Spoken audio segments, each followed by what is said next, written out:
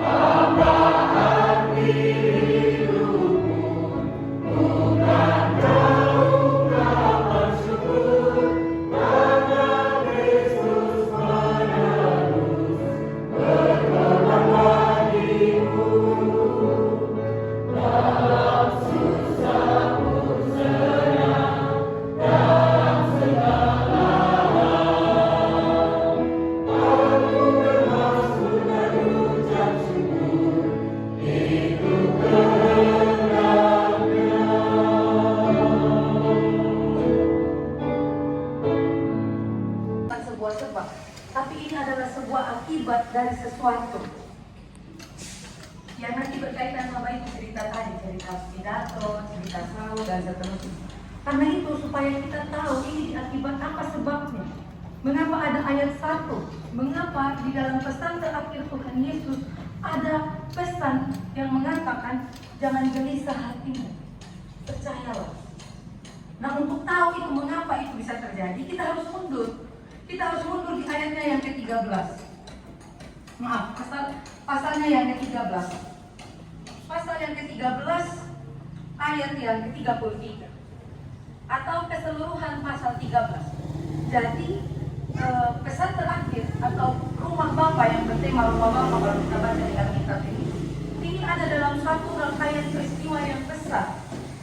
Jadi secara garis besar yang kita baca hari ini adalah satu potongan dari sebuah kisah yang besar, yang panjang tentang bagaimana Tuhan Yesus mempersiapkan para muridnya. Jadi Tuhan Yesus ini tahu bahwa dia sudah hampir mencapai puncak misinya. Sebentar lagi dia akan disiksa, lalu akan mati dengan cara disalibkan, dan akan bangkit dan akan naik ke surga. Karena itu dia harus secara intens, lebih intens lagi untuk mempersiapkan para muridnya. Sehingga pada dari yang kita baca ini, itu mereka dalam kondisi sementara makan malam. Tuhan, nyawa saya jangan nyawamu.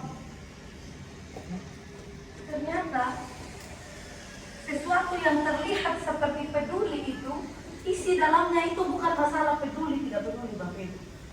Itu masalahnya percaya tidak percaya. Aku nggak percaya. Di rumah aja bangun siang. Gimana aku lihat di Jawa sana, siapa yang bangun dia? Di rumah aja suruh makan paksa-paksa. Di Jawa sana siapa yang mau maksa? Yang ibu yang akan dipaksa nanti bayar kos. Kalau masalah makan urusan berbeda. Kelihatannya peduli, tetapi isi dari itu sebenarnya kalau digali lebih dalam lagi, itu masalah percaya dan tidak percaya. Aku nggak percaya anakku motoran, aku ini mengerikan. Aku khawatir kalau anakku naik motor sendiri. aku ingat mengerikan.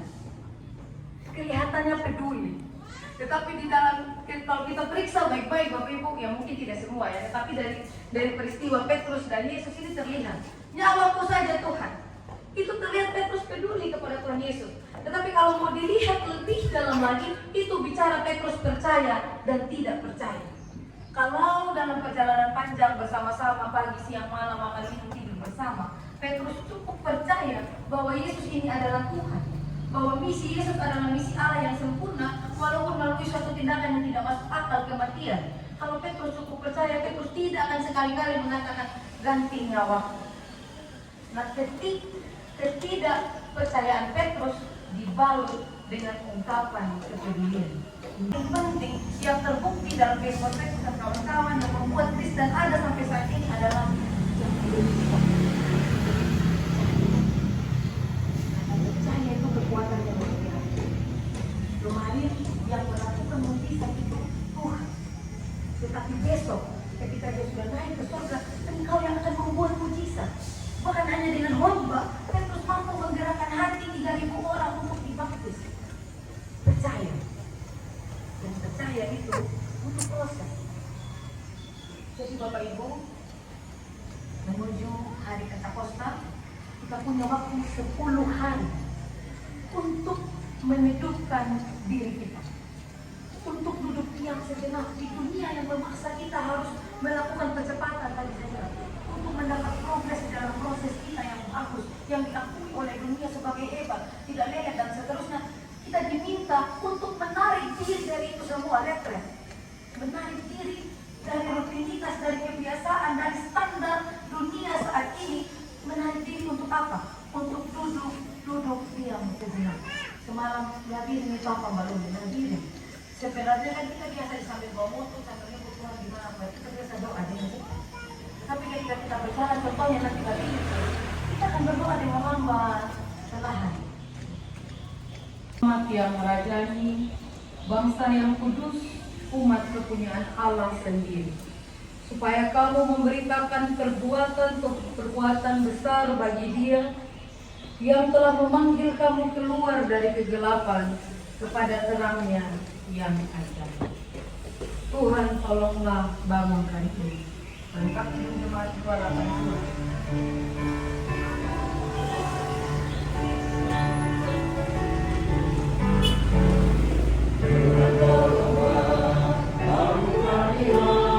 Pulihkanlah hati yang remuk.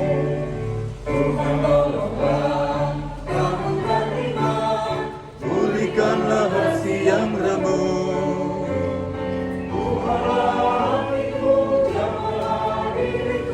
Biar di tanganmu berteduh. Tuhan tolonglah bangunkan iman. Pulihkanlah kasih yang remuk.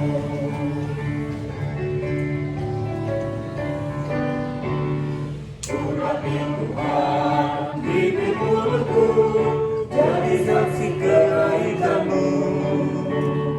Urapi Tuhan, bibir mulutku jadi saksi kebaikan-Mu. Pampailah diriku, berkati buriku untuk meneruskan kasih-Mu. Urapi Tuhan, bibir mulutku jadi saksi kebaikan-Mu. Allah orang yang menanti-nantikan Tuhan. Pulanglah dalam damai sejahtera Tuhan. Beritakan Injil semua orang dan terimalah berkat Tuhan. Tuhan memberkati dan melindungi kita. Tuhan menyinari kita dengan wajah-Nya dan memberi kita kasih karunia. Tuhan menghadapkan wajah-Nya kepada kita dan memberi kita damai sejahtera.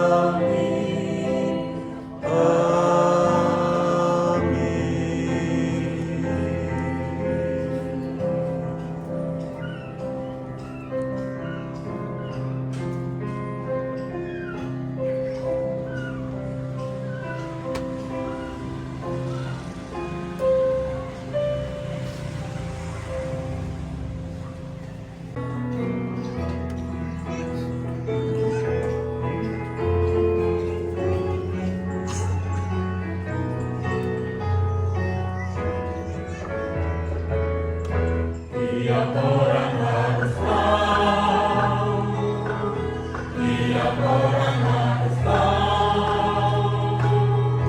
tiap orang harus tahu siapa Yesus. Dia mengandung aku, bintang pada cemerlang, yang terindah perkara.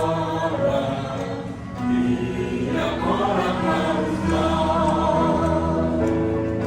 tiap orang harus tahu, tiap orang harus tahu,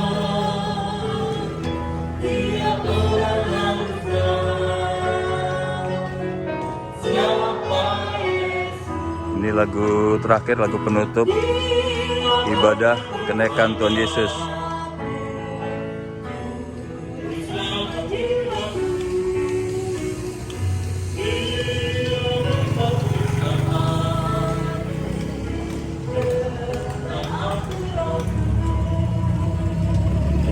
Tadi saya hitung mobil yang parkir 55. Gak tau ada tambahan nggak sana itu. Tiap orang harus tahu siapa Yesus. Ibadah sudah selesai jam 9.30.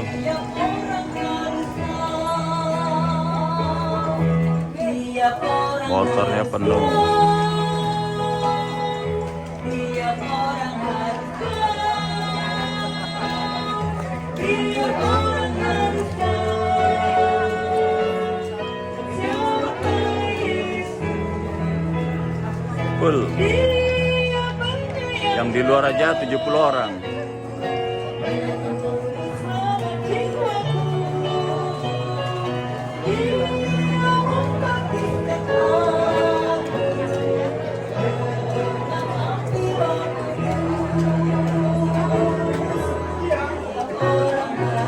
harus tahu, tiap orang harus tahu, tiap orang harus tahu siapa Yesus. Dia yang terkasih, anak domba yang dia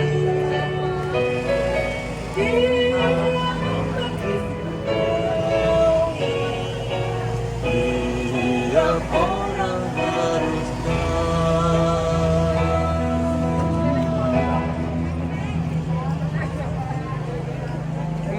Mbak, nyalamin Pak Jokowi nggak?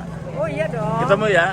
Dapat kaos? Dapat. Dapat kaos. Salamannya kenceng. Kenceng ya? Oke, oke.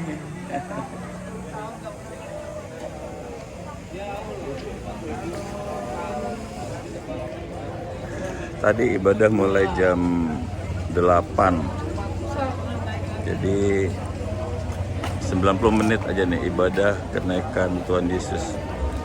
Hari Kamis tanggal 18 Mei 2023.